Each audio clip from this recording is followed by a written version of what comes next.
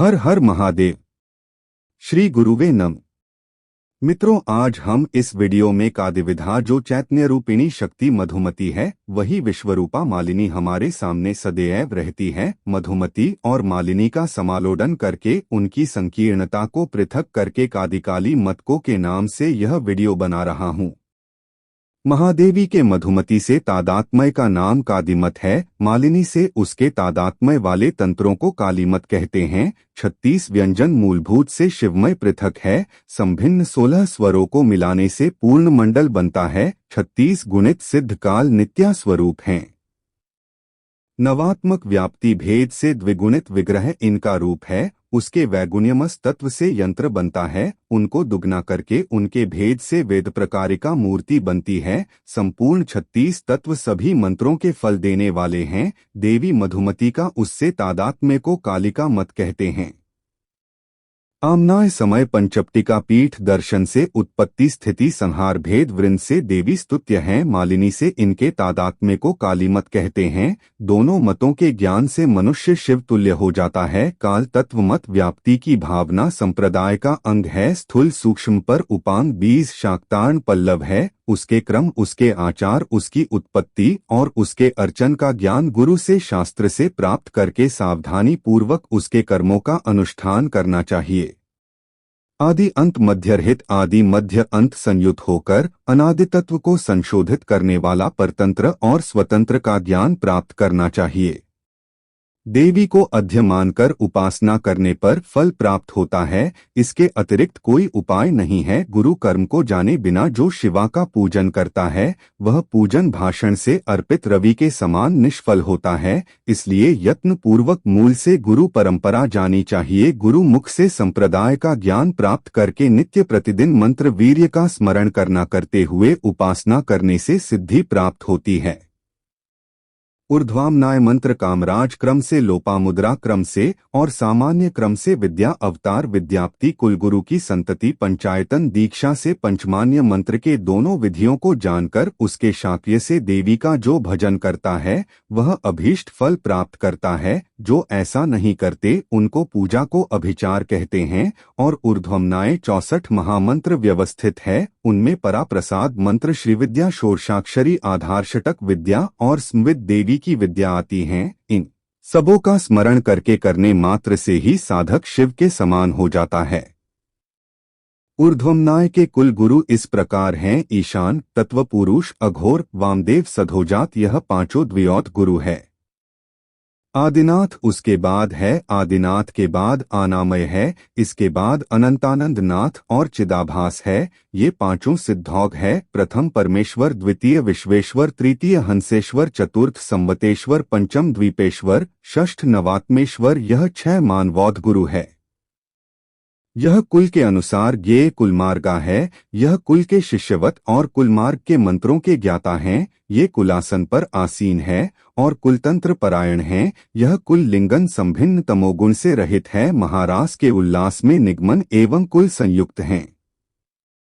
शिवलिंग का अर्थ तब तर्क करे जाने शिवलिंग का वास्तविक अर्थ क्या है और कैसे इसका गलत अर्थ निकालकर हिंदुओं को भ्रमित किया जाता है। कुछ लोग शिवलिंग की पूजा की आलोचना करते हैं। छोटे छोटे बच्चों को बताते हैं कि हिंदू लोग लिंग, शिशिन और योनि की पूजा करते हैं। मूर्खों को संस्कृत का ज्ञान नहीं है और छोटे छोटे बच्चों में हिंदुओं के प्रति नफरत पैदा करके उनको नास्तिक बनाने का प्रयास करते हैं। इसका अर्थ जाने।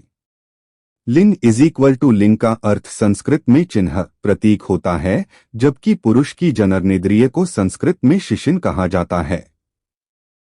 शिवलिंग इज इक्वल टू शिवलिंग का अर्थ हुआ शिव का प्रतीक, पुरुषलिंग का अर्थ हुआ पुरुष का प्रतीक, स्त्रीलिंग का अर्थ हुआ स्त्री का प्रतीक, नपुंसकलिंग का अर्थ हुआ नपुंसक का प्रतीक। अब यदि जो लोग पुरुषलिंग को मनुष्य के जनेंद्रिय समझकर आलोचना करते हैं तो वे बताए स्त्रीलिंग के अर्थ के अनुसार स्त्री का लिंग होना चाहिए और वो खुद अपनी औरतों के लिंग को बताए, फिर आलोचना करे। शिवलिंग क्या है? शिव अर्थात शून्य, आकाश, अनंत, ब्रह्मांड और निराकार परमपुरुष का प्रतीक होने से इसे शिवलिंग कहा गया है। स्कंद पुराण में कहा है कि आकाश स्वयं लिंग है।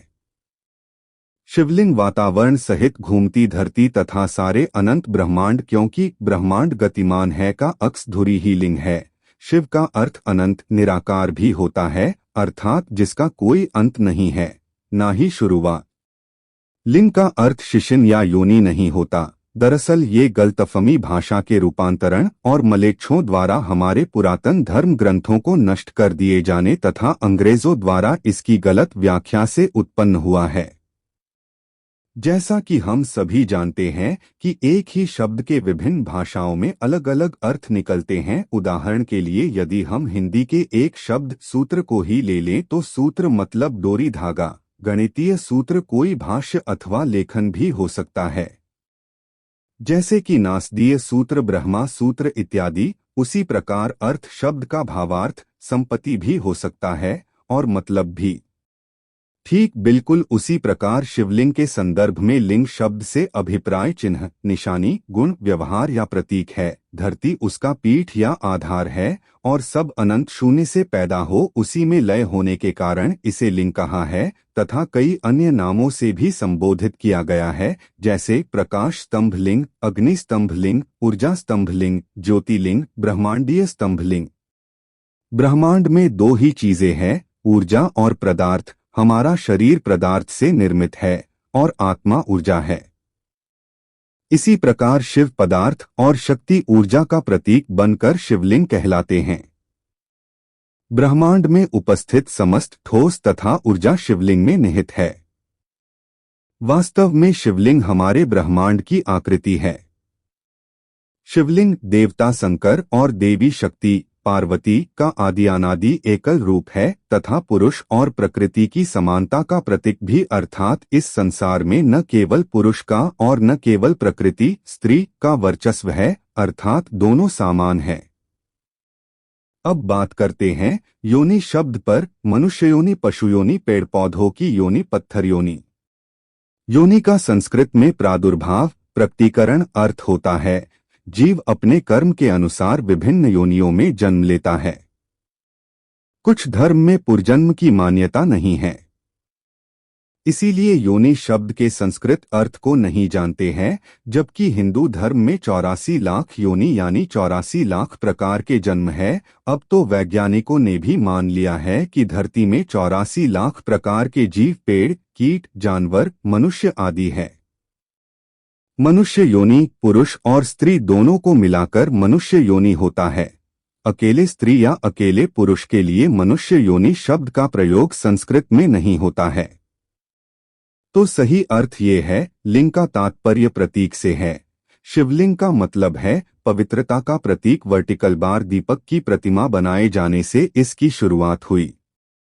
बहुत से हठ योगी दीपशिखा पर ध्यान लगाते हैं। वर्टिकल बार हवा में दीपक की ज्योति टिमटिमा जाती है और स्थिर ध्यान लगाने की प्रक्रिया में अवरोध उत्पन्न करती है। इसलिए दीपक की प्रतिमा स्वरूप शिवलिंग का निर्माण किया गया ताकि निर्विघ्न एकाग्र होकर ध्यान लग सके। वर्टिकल बार, लेकिन मुगल काल से कुछ विकृत दिमागों ने इसमें जननागों की कल्पना कर ली और झूठी कुत्सित कहानियां बना ली गई है। अगर यह वीडियो आपको अच्छी लगी हो तो चैनल को लाइक व सब्सक्राइबर्स करें। धन्यवाद।